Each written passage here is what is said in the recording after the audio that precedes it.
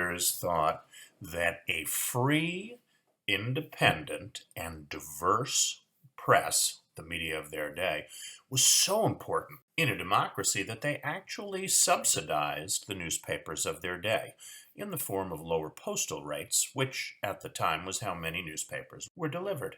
For many years, the United States saw it as a priority to maintain a diversity of news sources.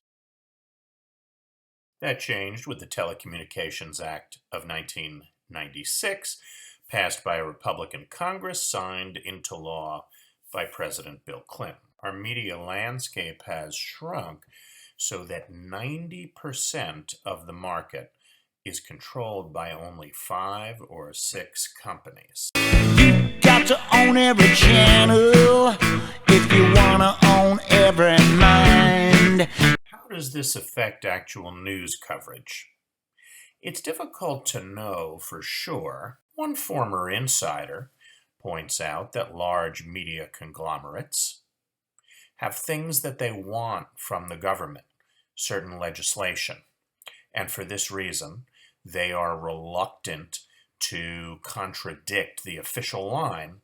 One possible example, after National Security Agency employee Edward Snowden leaked information revealing a number of questionable government practices, including some that appear to be illegal, rather than covering in any detail the information that Snowden had revealed, the media seemed to go along with the government's efforts to change the narrative, to change and focus attention on why Snowden had fled rather than face a prison sentence and where he was at any given time. Or maybe the media just thought that was a better story. For limited. All for a price that will make you. The Trans-Pacific Partnership would do many, many things. One of them is to allow the holders of copyrights to extend the length of their copyright a substantial amount. The holders of some of the most valuable copyrights in the world are those same big 6 media companies. There are many things, both good and bad, to be said about the Trans-Pacific Partnership, but can we rely on fair coverage of the issues involved in this trade deal that would mean billions and billions of dollars to the very companies that bring us 90% of our news?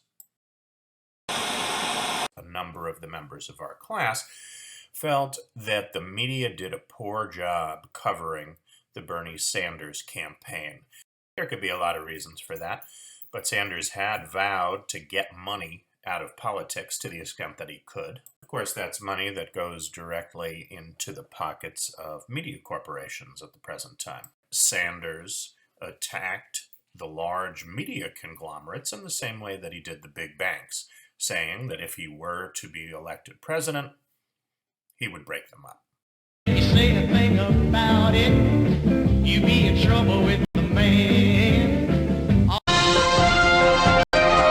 In any specific situation, it can be hard to prove that a conflict of interest has changed the way the news is presented. But if the founders were right, and accurate, reliable news is necessary for a democracy, then is this something we should take a chance on?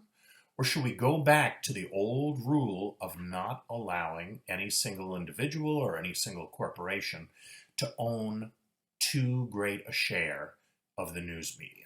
A number of you have already gotten started on the discussion section, and for the rest of you, I encourage you to head over there, and I look forward to see what you have to say. I don't know nothing about